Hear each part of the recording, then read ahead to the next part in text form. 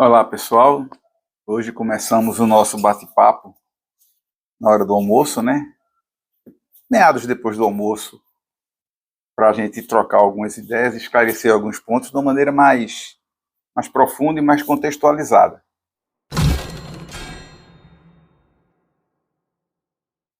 Mas antes disso, eu quero que você entre aqui no meu canal, aperte o sininho, compartilha, dá o like, comenta, para que a gente possa levar essa consciência adiante.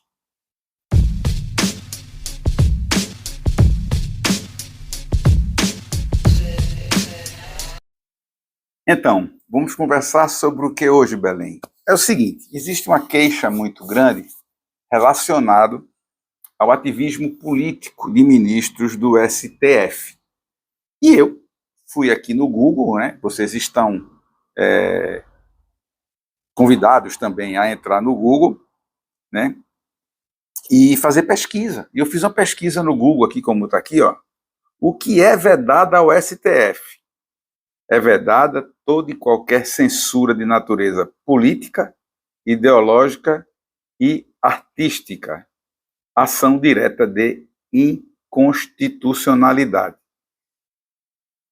Aí você começa a pesquisar mais no STF, né? Você começa a pesquisar, né?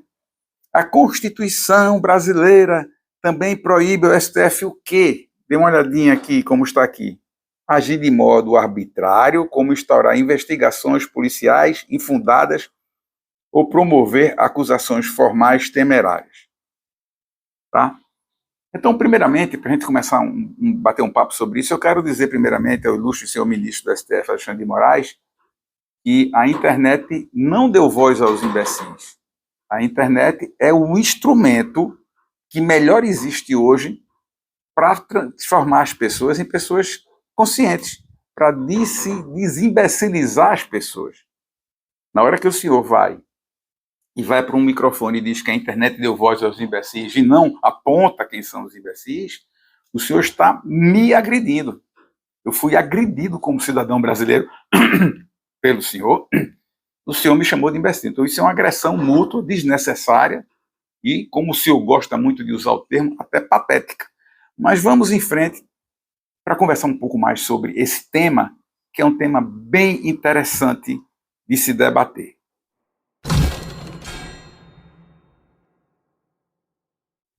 Eu pesquisei na internet, né? É claro e evidente que o STF, o TSE, tem agido de forma que desagrada a maioria da população. Mas, como todo órgão, todo poder dentro do Brasil, né, da atual estrutura do nosso país, ele tem uma forma de ser visto, regulamentado e ser também, vamos dizer assim, fiscalizado. Eu fui pesquisar na internet a quem cabe, exatamente, a quem cabe verificar se o STF está agindo de maneira correta. Então, primeira coisa que eu quero falar para você, quem pode intervir contra o STF? Compete, aqui ó, segundo este dispositivo, compete privativamente à Presidência da República decretar e executar a intervenção federal. O artigo 34 também da Constituição elenca as exceções, hipóteses em que a União pode intervir nos estados. Compete ao presidente. Se o presidente achar que o STF está agindo de uma forma que está fugindo do seu objetivo, ele pode intervir. Mas vamos continuar isso aí. Mas dê uma olhadinha no que eu achei aqui também na internet.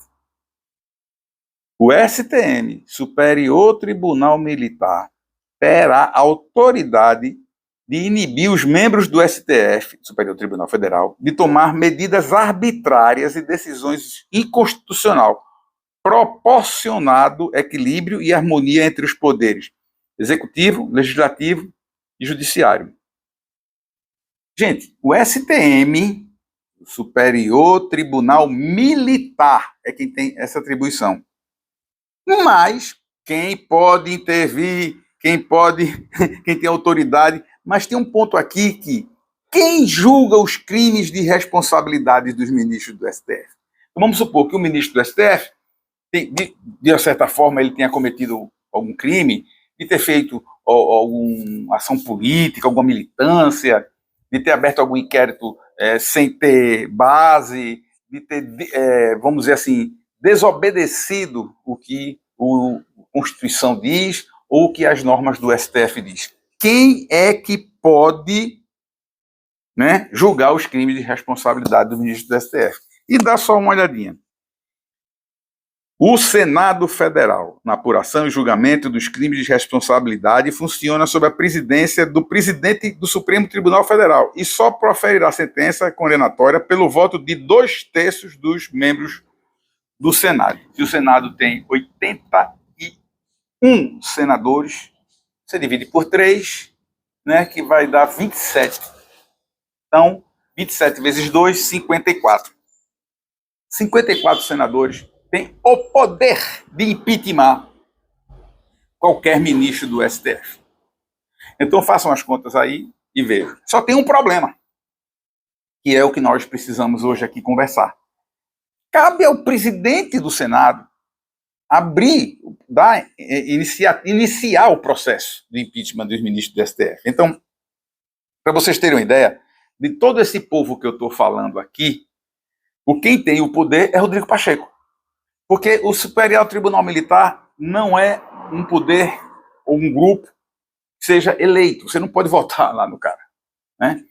O presidente da República está aí, hoje dentro de um establishment que faz parte desse consórcio, né? O STF, o TSE, o presidente da República, todos falando em harmonia. Falo isso sim, porque tem vídeos rolando na internet do presidente da República dando tapinha na cara de ministro do STF, juízes dizendo missão dada, missão cumprida. Nada do que eu estou falando é opinião. Eu estou narrando os fatos. Então, se o cara chega para você, bate na cara, tapinhazinha, bracinho, a cara de felicidade em estar junto, falta até, vamos dizer assim, eles assumem riscos desnecessários, como eu falo, né? Não cabe ao cargo que ele ocupa, existe o ônus do cargo, né? Existem cargos que você ocupa que você deve ter um tipo de comportamento. Por quê? Porque você tem uma responsabilidade social e civil perante as pessoas. Recentemente saiu uma pesquisa, acho que foi ontem, se não me falha a memória, foi no site do Gustavo Gart, 72% das pessoas não confiam no STF, não acreditam e acham que eles corroboram para o aumento da corrupção no Brasil. Mas por que eu estou fazendo esse vídeo? Porque existe muita crítica de, mas fulano, mas Beltrano, mas quem foi que deu esse poder a ele? Então eu respondo a você, quem foi que deu todo esse poder a Barroso, que pode subir no palanque, fazer discurso, dizendo que venceu o bolsonarismo numa clara atitude de uma militância política, algo que não é permitido para a pessoa que ocupa o cargo dele, não é permitido, está na Constituição do STF, está na Constituição Federal e está na regulamento do STF.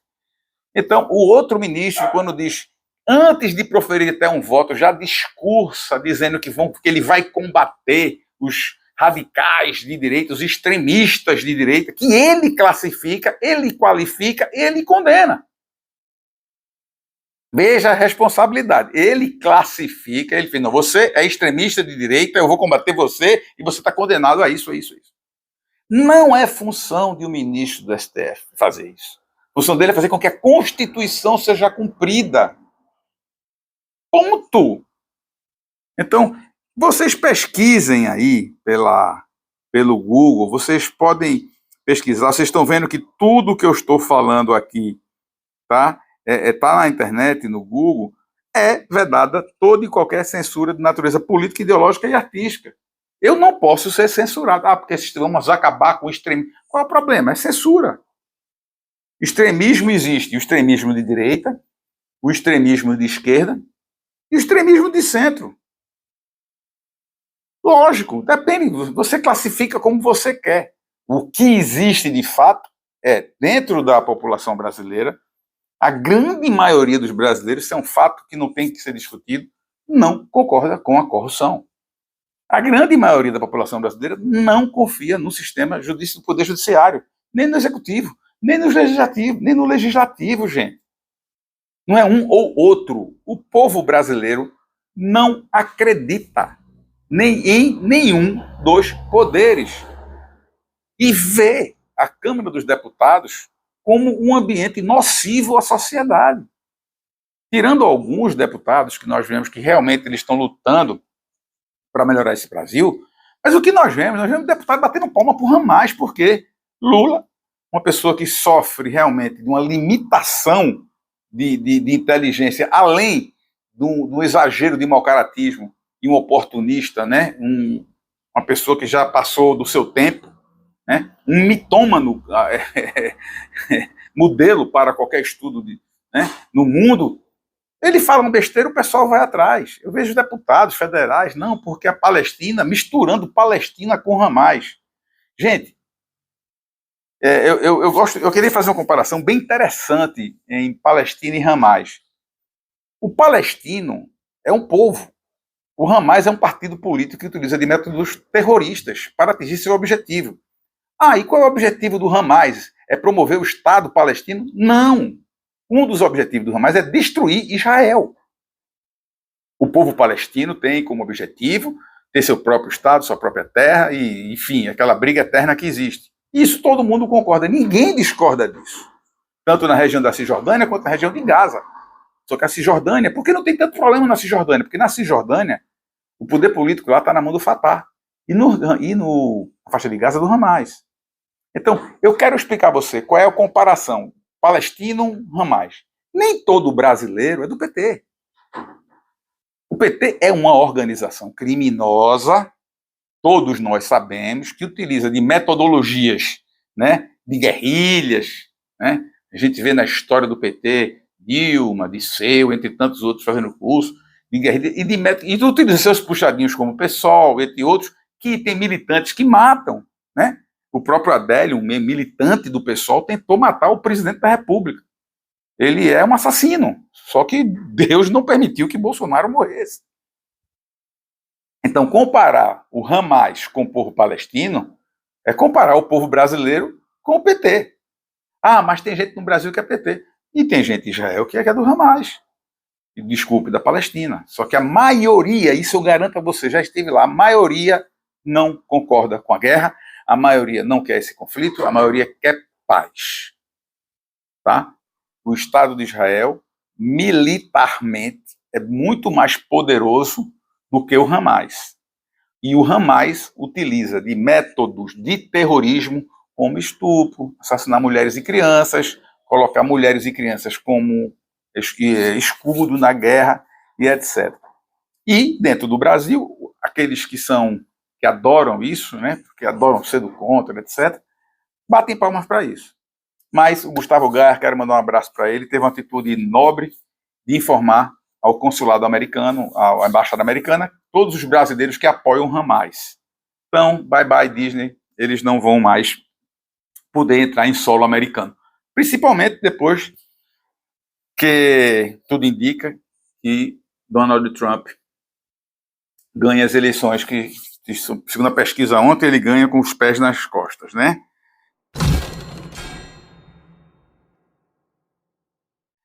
Mas, voltando ao tema da Constituição brasileira e voltando à pauta do programa, o ministro Alexandre de Moraes realmente agrediu, eu me senti agredido por ele, né? Na hora que ele disse que a internet deu voz aos imbecis, e eu estou mostrando a todos vocês aí que ele tem exercido funções que não o compete a exercer. Né? Então, cabe agora ao Rodrigo Pacheco, o senador pelo estado de Minas Gerais, a abrir os processos de impeachment contra o ministro do STF. Aí vai ele, vai outros mais, né? O Barroso, que venceu o bolsonarismo, né? E um fato interessante que eu quero lembrar ao ministro Barroso: seu ministro, o senhor venceu o bolsonarismo e Bolsonaro botou o público recorde de pessoas na Avenida Paulista no último dia 25. Que vitória foi essa? Eu realmente não sei qual tipo de vitória o senhor está achando que conquistou. Aí eu posso ir para o lado mais filosófico da coisa, né? como a gente estuda, né, a questão do poder. Eu fiz um curso chamado Ser e Poder, e que o poder é uma droga muito letal, né? Então nós vemos o quê? E o poder de você ser bajulado, das pessoas temer você, terem medo de você, que você tem poder sobre ela. Porque o poder exatamente é a força que você tem sobre outras pessoas. Então, talvez essas pessoas que se falam tanto em democracia, vocês observem que quem mais fala em democracia no Brasil são os ditadores. A direita fala em liberdade. Os democratas, né, não falam em liberdade. Falam em democracia relativa, quando começa a entrar na pauta a liberdade. Mas vocês vejam que quem fala mais em democracia são os ditadores. Então, eu não lembro, não pesquisei, posso até pesquisar, se o Luiz Roberto Barroso, o Alexandre de Moraes já foi candidato a alguma coisa e já tiveram votos. Eu sei que o cargo que eles ocupam não são cargos eletivos, como na Constituição brasileira diz que todo poder emana do povo. Esse poder que eles têm é o poder de fazer com que a Constituição seja cumprida, e não o poder de decidir o que é que eu tenho que fazer da minha vida.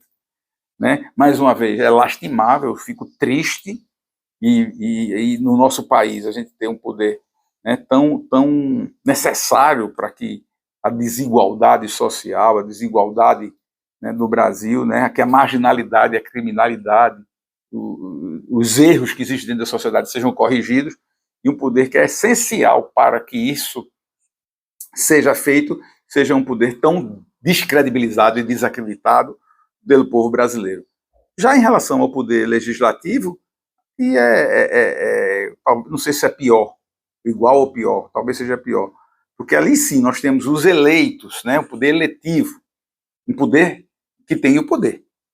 E nós vemos o Rodrigo Pacheco totalmente comprometido com o establishment, né, fazendo de conta que está trabalhando em prol do Brasil, tá certo? Não entendo porque, depois de tantos atos em desconformidade por parte de ministros do STF, ele não tem aberto um processo de impeachment contra o ministro. A gente sabe que a esquerda toda vai votar a favor do Ramais, a favor de tudo que for excremento da sociedade, tudo que for negativo, tudo que for desagregador.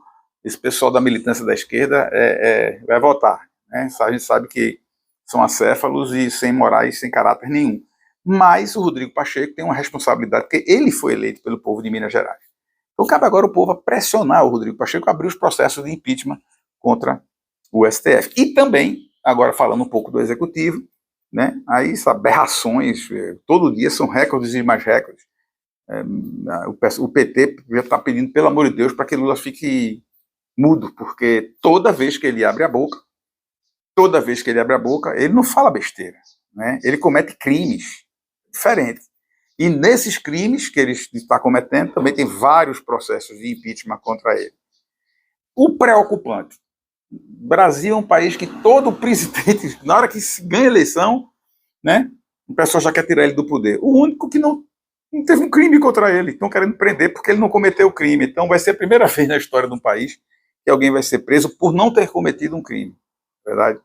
Essa questão do golpe, o golpe foi dado, né, o fato histórico que o golpe foi dado quando o Lula foi descondenado, e o golpe foi dado quando ele foi candidato a presidente da República.